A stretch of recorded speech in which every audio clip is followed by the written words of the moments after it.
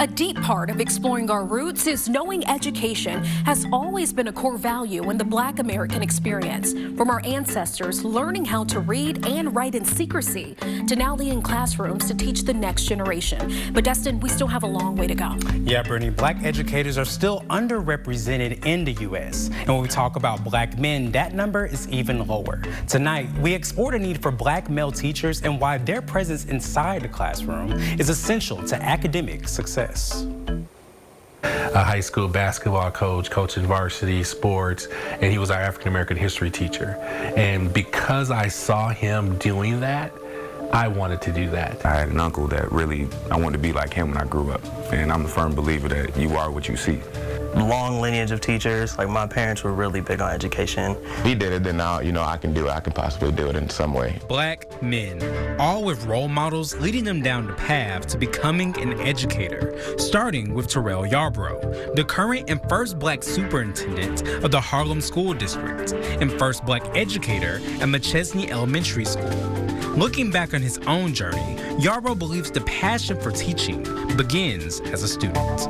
I feel a lot of Black males don't go into education because in education, while they were in education and in school, they felt like they had to wear a mask in order to be them. And I can speak to myself as well. I thought I had to act a certain type of way in school that was different than when I was at home in my neighborhood in order to be successful. But what happens when you grow up without representation? Million Riley, a junior at Guilford High School, says he's only had 4 teachers of color growing up, only one of whom was a man.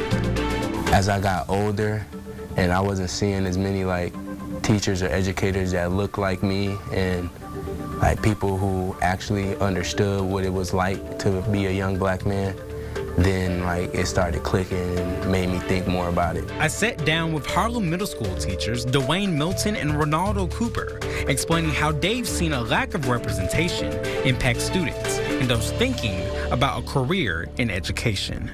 Growing up, I'm an inner city Chicago kid, and all we've known is sports. We get a lot of teachers that say, you're not even gonna make it anywhere. So we get that over and over and over again. So it's kind of, hard to say, oh, I want to do that when I get older, especially when you don't see it. You don't see it, a lot of African Americans doing this job. It's never been cool to be like, oh, you're a teacher? Oh, that's great. That's not where it's been. It's always been a ball player, a rapper, drug dealer, something that's just stereotypical to what we are. But, there's always been a place for us to be teachers. The perceived lack of sustainability is also something keeping new teachers from joining the profession. Right, not a lot of pay, not going to allow individuals to really take care of their families the way that they want to. Right, and when you start thinking about other professions and the amount of money, and two, we're a lot of Black males like myself, and I'll speak personal, local, immediate. We come from that mindset of wanting to be a part of sports because it pays a lot. Data from the 2022 to 2023 Illinois report card shows over 130,000 teachers in the Illinois public schools, 6.2% of whom are Black. Now let's look at the number of Black male teachers in some of our local communities. The Rockford Public School District has over 1,600 teachers. About 27% of them are male, and just over 3% of those teachers are Black. The Harlem School District has 441 teachers, 22.8% of whom are males, and less than 1% of those teachers are Black. So what's the solution?